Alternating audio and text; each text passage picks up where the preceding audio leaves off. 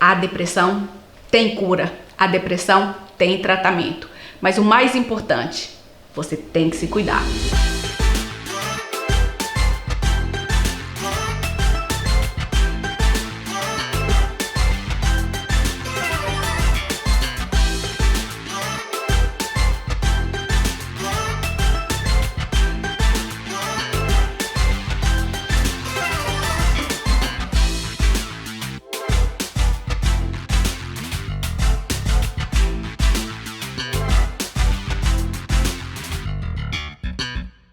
Sejam todos muito bem-vindos ao Planeta Mulher. Na semana passada nós falamos sobre depressão. E depois dessa entrevista nós tivemos muitos comentários, algumas perguntas e por isso mesmo nós trazemos aqui de novo o mesmo tema. Dessa vez com a psicóloga Egla Alves.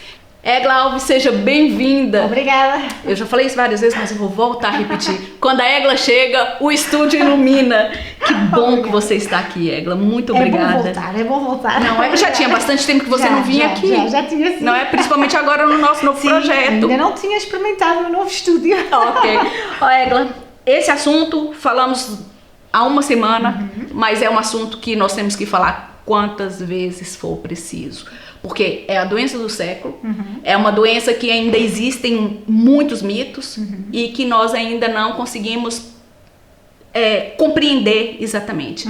Vamos falar um pouco sobre essa depressão? Claro que sim, vamos, até porque é isso mesmo, além de haver muitos mitos, há muitos tabus também, ou seja, as pessoas acabam por ter um bocadinho de medo de falar, porque eu sinto muito que a pessoa que está com depressão tem medo de dizer que está porque tem medo que a julguem fraca.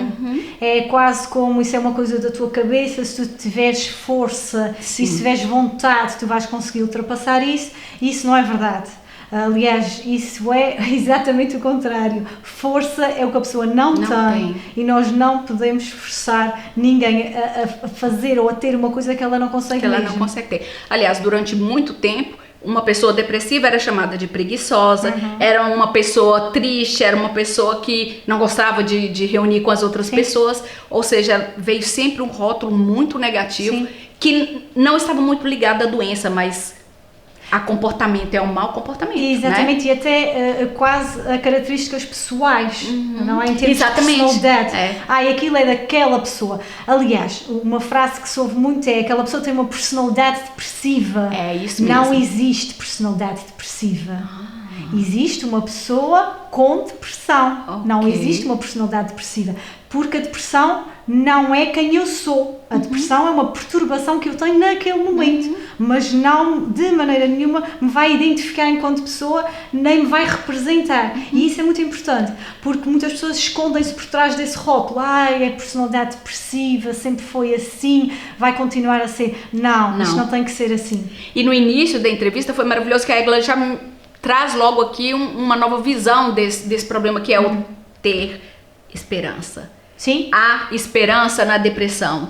Claro que sim. Vamos falar mais sobre isso? Vamos. E pegando no que a Cláudia disse ao início, existem os principais tipos de depressão são 7.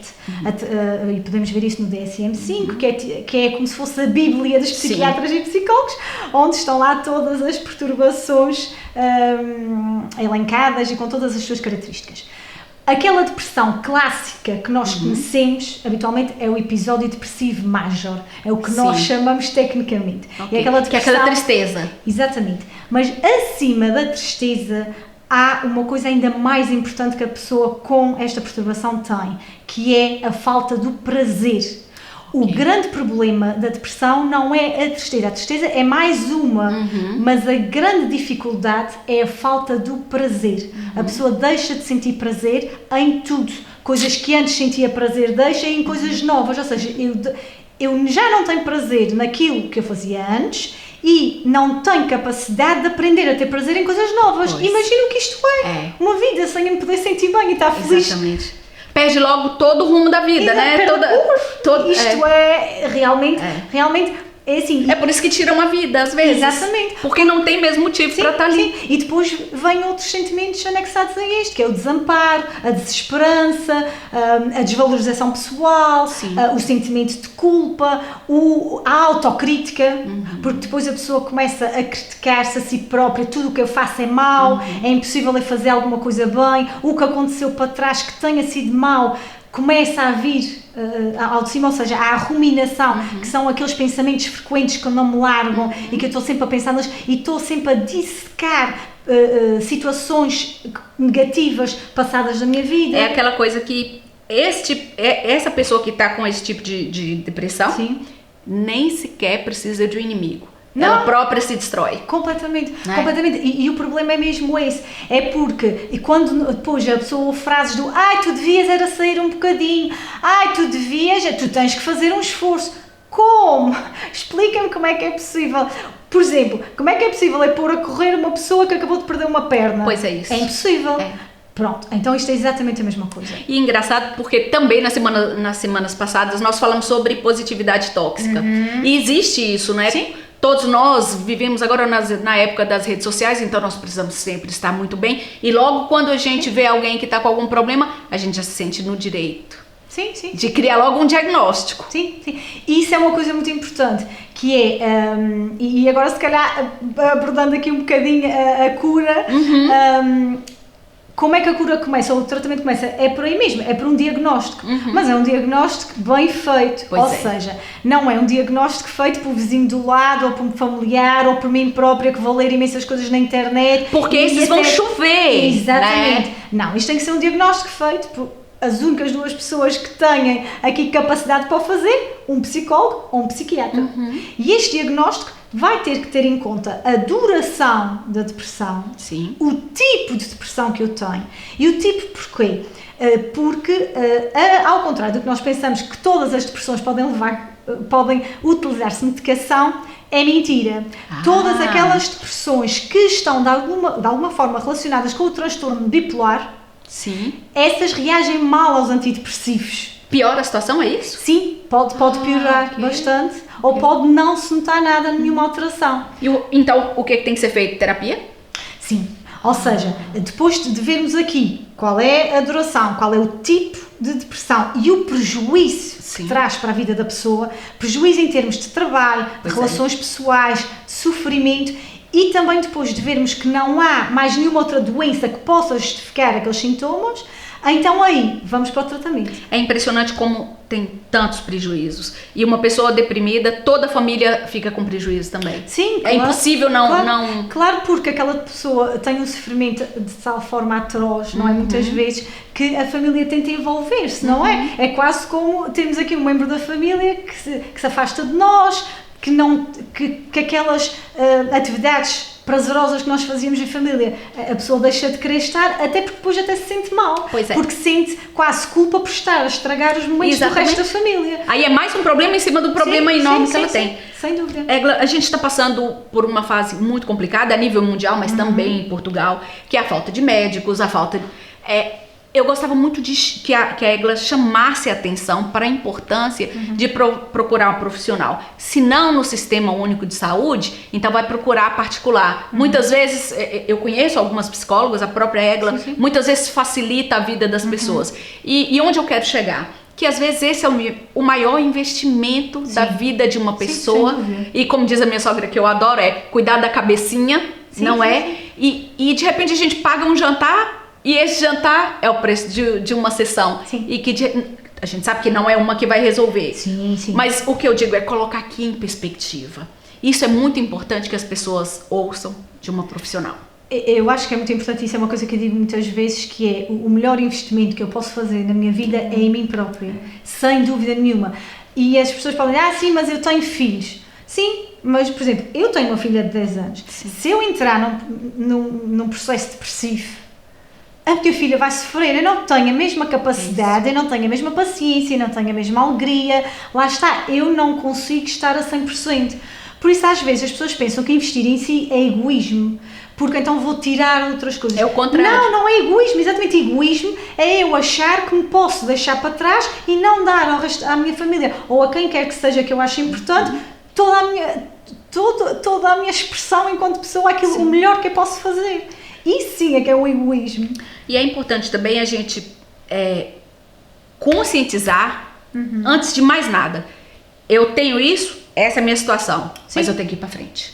Sim. Eu tenho que procurar ajuda e solução. Porque, ao contrário do que muita gente pensa, eu próprio, confesso que já pensei durante algum tempo, nós pensamos que isso é para a vida. Exato. E pode ser, por exemplo, aquele episódio depressivo major que eu falava há bocado, se não for curado, se não for tratado, ao longo da nossa vida, ele pode ocorrer 4 ou mais vezes. Sim. Isto é um horror. É um horror. Eu vou estar 4 ou mais anos, porque em média dura entre 5 a 9 meses, mas pode durar anos. Pois. Eu vou estar vários anos da minha vida a não ser o máximo que eu poderia ser, porque ou tenho vergonha, ou porque tenho tabus, ou porque não percebo, ou porque não sei como é que vou pedir ajuda. Ou porque acho que não é possível. Exatamente. Entregar os pontos é o pior que pode ter, né? Sim. E ainda precisa entrar aqui numa outra entrevista que nós tivemos ainda, que nós falávamos precisamente sobre isso. Quando eu preciso investir em mim, nós confundimos muito isso. Eu vou investir em mim, então eu vou comprar um carro que eu mereço, eu vou comprar uma roupa que eu mereço. Não, você merece estar bem, consciente, mentalmente, principalmente. Muitas vezes eu preciso de comprar o carro e preciso de comprar muitas roupas e muitos sapatos e muitas vezes ao cabeleireiro para mascarar. Quem nunca? Ou se calhar até outros traços depressivos. É isso. Porque nós temos, porque é assim, este episódio depressivo major, se não for tratado, pode cair num transtorno depressivo persistente. O que é que isto quer dizer? Quer dizer que os meus sintomas até diminuem um bocadinho, mas eu continuo e faço a minha vida, mais ou menos, mas estou mais lentificada, tenho dificuldade em lidar com emoções positivas, dificuldade no sentido de eu não as consigo absorver, eu não as consigo viver realmente. Ou seja, é aquelas pessoas que sobrevivem, que não vivem, e nós vemos tantas à nossa volta. Tantas! O que adoece as pessoas, Égla, na sua perspectiva de psicóloga? Aqui, muito ligada à depressão, o que adoece as pessoas é a falta do prazer. É o não saberem lidar com as emoções negativas, mas negativas no sentido de aquilo que já passou. O que eu tenho que perceber é que eu posso ter tido um trauma, eu posso ter tido um sofrimento muito grande, que é uma das causas da depressão. É isso? Exatamente. Eu posso ter passado isto tudo. Por exemplo, se na minha infância tive situações de negligência na minha família, o que é que eu posso fazer em relação a isso? Eu não posso ir lá atrás, eu já não posso mudar nada, mas eu posso fazer uma coisa importante, que é ressignificar isso que me aconteceu. O que é que isto significa? Que tudo o que me acontece, eu vou interpretar de acordo com alguns traços de personalidade que eu tenho.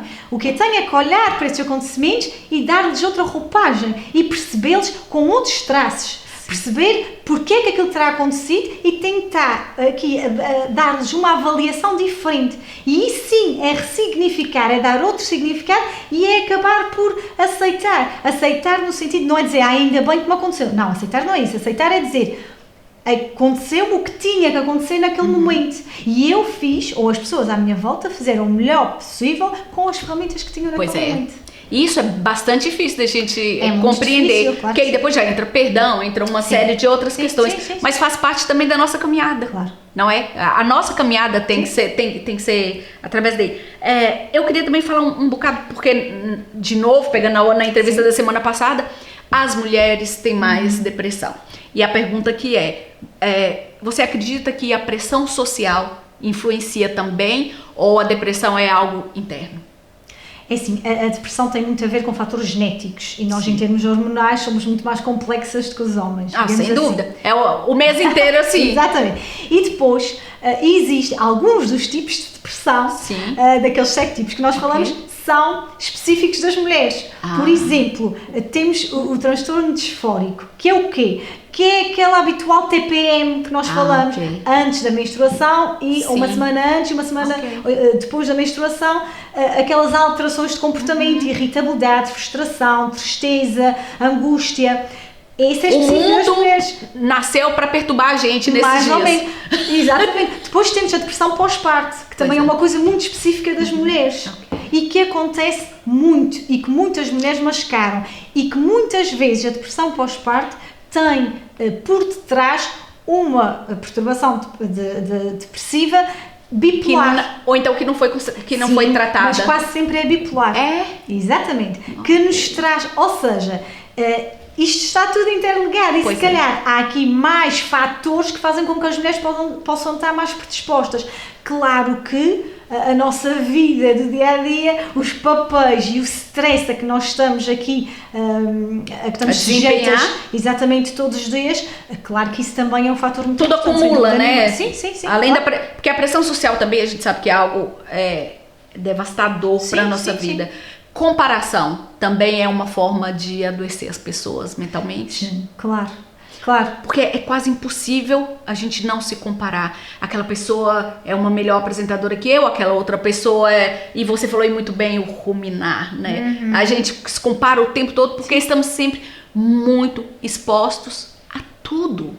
Mas lá está, se eu tiver a noção de que eu sou diferente daquela pessoa e que o facto dela ser boa apresentadora não faz de mim uma má apresentadora, ou seja, eu vi aqui outras colegas psicólogas. Sim.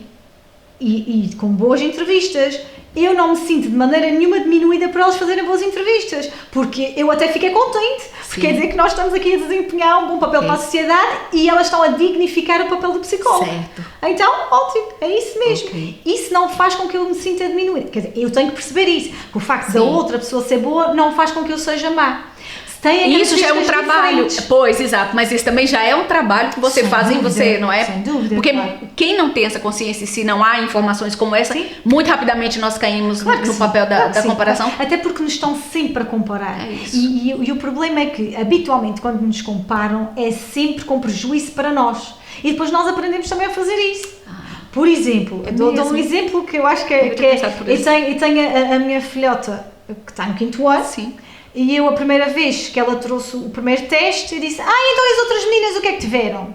E depois pensei, calma, eu não vou ensinar que o que é importante não é a nota dela, mas é a comparação com a nota dos outros. Pois é. Mas isso foi depois, e não voltei a fazer isso. Okay. Ou seja, comecei-lhe a mostrar que o que interessa é o que ela trabalhou, até nem é a nota que ela tem, é o esforço que ela fez para conseguir. Isso é que é importante. Depois a nota, posso ter mais sorte ou menos sorte, posso estar mais nervosa naquele dia e não ter corrido bem, mas o que interessa é eu ter a noção que eu trabalhei o suficiente. E eu não a vou comparar com as outras meninas, porque não é isso que é importante. Mas isto é um trabalho difícil. É um trabalho difícil, é um trabalho diário, é um trabalho que exige muita reflexão. Sem dúvida. E vontade. Sim, claro. Porque se a gente não tiver vontade, que eu acho o mais difícil nesse processo todo é a gente estar sem energia, porque a depressão muitas vezes traz, e você ter que querer sair do fundo do poço. Né? Só para terminar, porque o nosso tempo, como sempre, já acabou. Como as pessoas que estão... Não é fácil a resposta, e eu sei que é uma resposta grande, mas o mais sucinto possível. Como as pessoas que estão por perto podem ajudar? Primeiro, não criticar. Sim. Não dizer, mas tu consegues, mas tu que agora, porque é que não consegues? Mas se tu fizeres um esforço, por favor, essa frase, fizeres um esforço, não. O que as pessoas têm que fazer é aceitar que aquela pessoa tem aquele problema e é apoiar. Eu estou aqui para o que tu precisares. Eu não te vou obrigar a sair. Porque depois já dá ferramentas, não? Por exemplo, olha, quer ir num psicólogo? Claro sim. Mas era o que eu ia dizer assim, que é. Ou até muito, marquei-te uma consulta, temos que ir. Porque às vezes aquele empurrão, não é? Porque a pessoa depressiva tem aqui um certo... A pessoa que até para sair da cama alguns tem dificuldade. Marquei-te uma consulta. Temos uma consulta com o médico para fazer um diagnóstico. Depois disso, tu decides o que é que fazes. Mas este diagnóstico é importante que tu faças. E eu estou aqui para te ajudar. E estou aqui para te apoiar. Eu acho que é sempre a pessoa sentir que é aceite e que é entendida. Eu percebo o que tu estás a sentir. Não é preciso ninguém ter, lá está, grandes conhecimentos, grandes teorias. O que a outra pessoa precisa é de sentir que há ali alguém que a compreende e que está que está ali para ela, no fundo é isso. Tema para o próximo programa, empatia. Sim, sem dúvida.